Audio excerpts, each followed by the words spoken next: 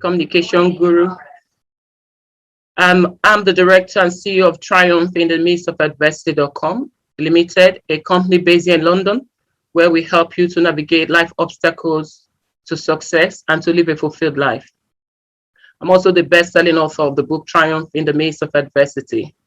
I know I've written several books, just as Nick said, but Triumph in the Midst of Adversity is a must read. And if you want a copy, you can see one on Amazon. And because you are here today, I have some copies here. I could give you a half price if you really want to read that book. I'm also an international public speaker, motivational speaker, and inspirational speaker. I'm a life coach and a strategic consultant. I'm also a trainer, different subject, but major in leadership and management. And I'm also a publisher. So this is a quote I really love. As humans, we are prone to go through challenges, but how you handle it will determine the outcome that you get. And this is something that is so key to your success in life and to your journey of adversity. So if you want to take a screenshot of it, I can wait for you a minute. Anytime you're going through a challenging situation, if you can just remember this and know that there's nothing wrong with you for you to be going through challenge, because sometimes we think there's something wrong with us. When everyone around you is having a great time, you are going through challenges. You'll be thinking, oh, why just me? But because you have a great potential in you and the greater, dreams and aspiration that you carry, the greater your challenges may be sometimes. And so we all know the definition of adversity according to the dictionary, especially the Oxford Dictionary. Adversity is difficulties that we go through, unpleasant situation. It went ahead and said ill luck, unfortunate. Oh my God, when I read the dictionary definition of adversity, I was like, what is this what adversity is about? No wonder many are crumbling. No wonder many are depressed. No wonder many have lost their mind. If this is what the dictionary, definition of adversity have to say to us as humans, then I felt, no, this is unfair. In fact, it's injustice to humanity. This is not all about adversity, please. If all you see in your adversity is the pain, the sorrow, the hard luck, the heel luck, then I can understand why many are crumbling. So that was why I redefined adversity. And if you may be asking me, why did I redefine adversity? And what is my real definition of adversity? I said adversity is the process that we have to undergo to be strengthened, to make a better version of ourselves, and to prepare us for our next level of success, to live a fulfilled life. That is what adversity is, please. Adversity is not a place you stay and feel sorry for yourself. It's not a place you stay and stay stuck. No, it is a process. It's a place you have to learn. It's a place you have to prepare yourself for your next level of success. Because if you are not going through any challenging situation, then you don't have opportunity to learn anything. If you are doing everything the same way, just for example, for someone who went to work this morning and received a termination letter, for so many out there, they will be crying. They will say, oh, this is bad luck. This is bad. This is not good. But for someone like me, when you have termination of, temporary, work as an assistant, medical laboratory assistant a while ago, actually made me to ask myself a key question at some point in my life. And I realized that what was going on is God taking me from where I am to where He wants me to be. Because sometimes we stay in positions in our life that we know that is not where you're supposed to be now. Maybe 10 years ago, 20 years ago, I wanted to become a biomedical scientist, and that is still in my head. Now God have moved me to the next page of my life, the next chapter of my life rather, but I was still there wanting to complete that job, that chapter of my life first before I move to the next one. But you don't understand that when you are at the wrong place, at the right time is a problem. Because I was there doing something else where I'm supposed to be here helping people who are crumbling, people who are dying because of the adversity, people who are losing their mind, people who think that, adversity is only about the pain. God is asking me to go out there to talk to people like yourself, like other people who are mother of children with disabilities, with several adverse situations, maybe health and mental health, who are going through challenging situations, who feel stuck, that, the world is against them. For me to come and help you, to motivate you, to inspire you, and to put you on the right path to success. Because in my adversity, that was when I realized that what I was doing was not where I should be. I'll be coming into that soon, but this is my redefinition of adversity, guys. If you are here today, you must agree with me. Or if you agree with me that this is a definition of adversity, then you will understand, how to handle it better. Because if all you see in your difficulties is the pain, the sorrow, my dear, I must tell you, you will live a life that is stuck. Okay, you will live an unfulfilled life, and you will be among the 98% of this world that fail to fulfill their potential according to statistics. So obstacles or difficulties, they are unavoidable, guys. There are things in life that are inevitable. So learn and develop qualities to make a better version of yourself. That is what you should do in a difficult situation. For example, if you open a business and you feel that your business, you're not making profits in your business, instead of worrying, just as I said in my book, the best motivational book ever written, I said, since you know that worrying doesn't solve the problem, why worry? Then why worry? Because so many spend the time they should spend to resolve issues, to think for solution, think for alternative, to worry and get themselves in a bad place. So one thing you must do in a difficult situation is to understand that as human, that you are bound to face challenges in your life. It doesn't matter whether it's major or minor. As a human being living on this planet Earth, you are bound to face through difficult situation. And when you are facing it, the way you handle it will determine the outcome that you get.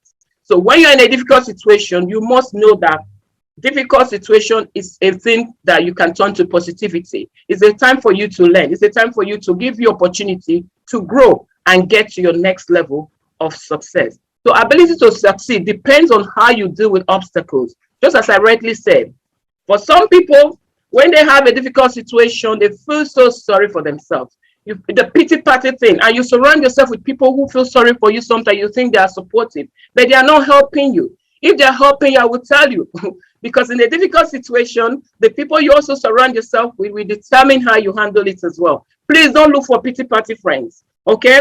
Know that adversity or difficult situations is not a place for you to remain. In as much as it brings you opportunities, it's a place for you to learn, but you also realize that it's not a place for you to fold your arms and take a sleep or nap. No, it's a work in progress, okay?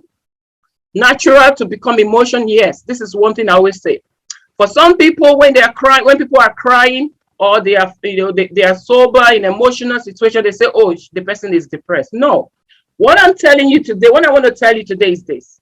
If in a difficult situation, you feel you want to cry sometime to ease up the pain, feel free to do it.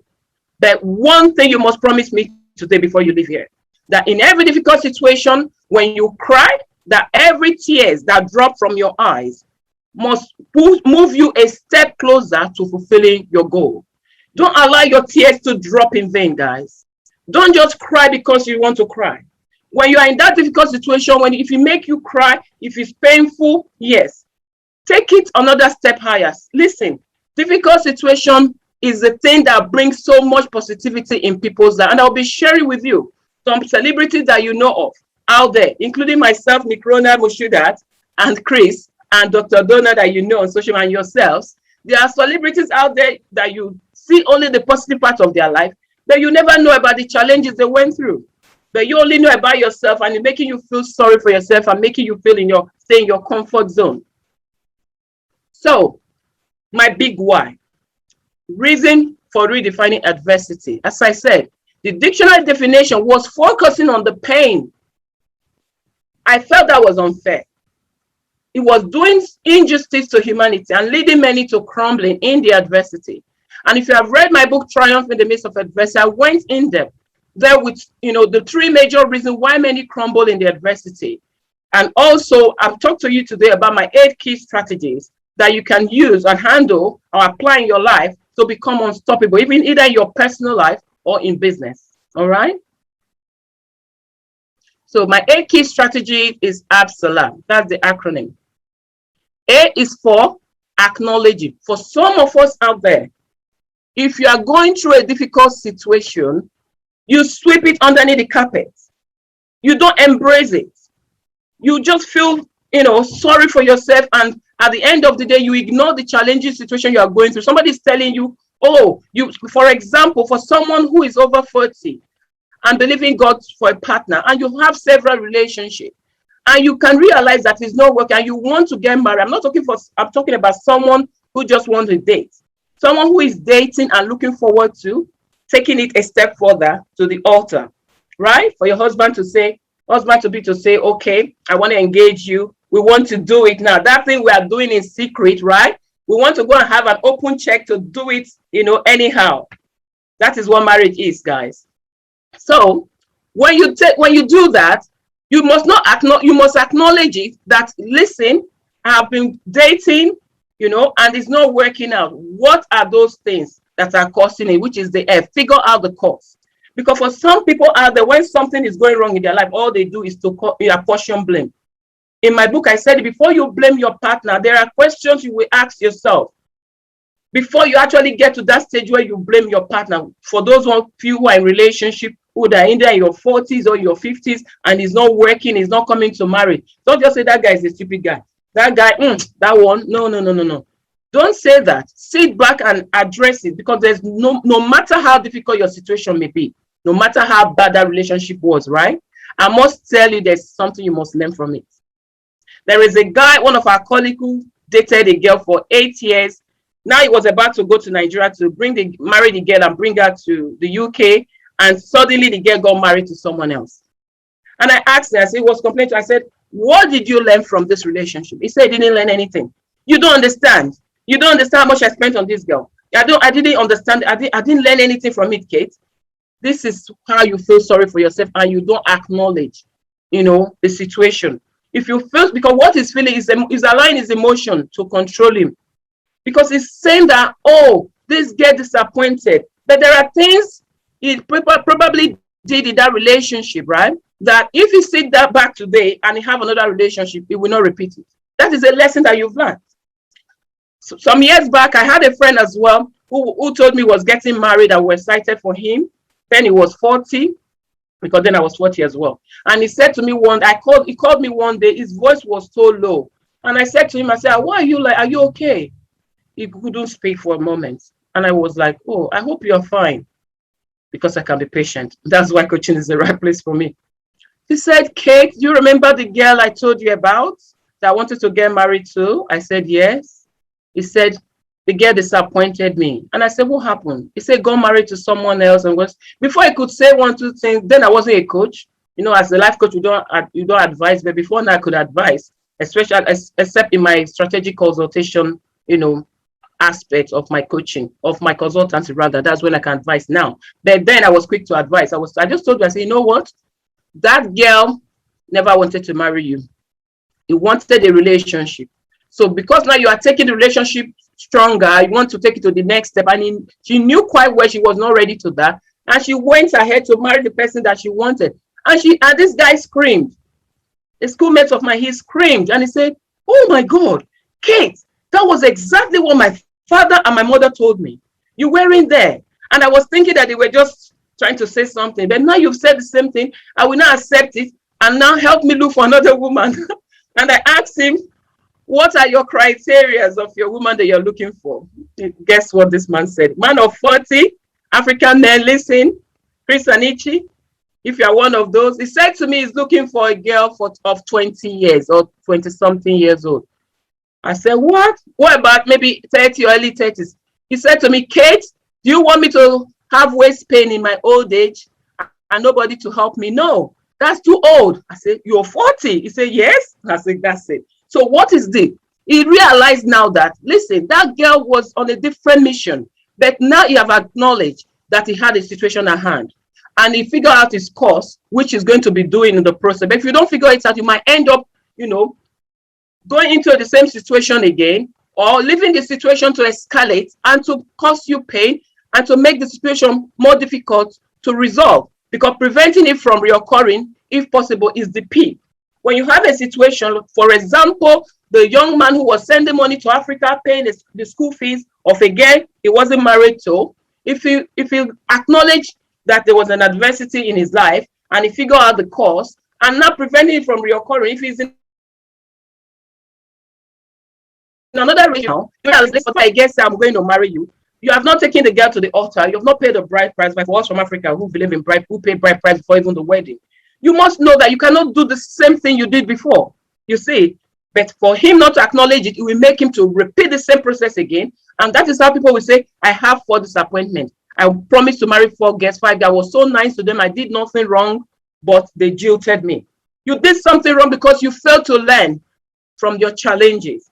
And the deal there is to deal with it. If you have a difficult situation at hand, guys, don't sweep it underneath the carpet. Don't ignore it.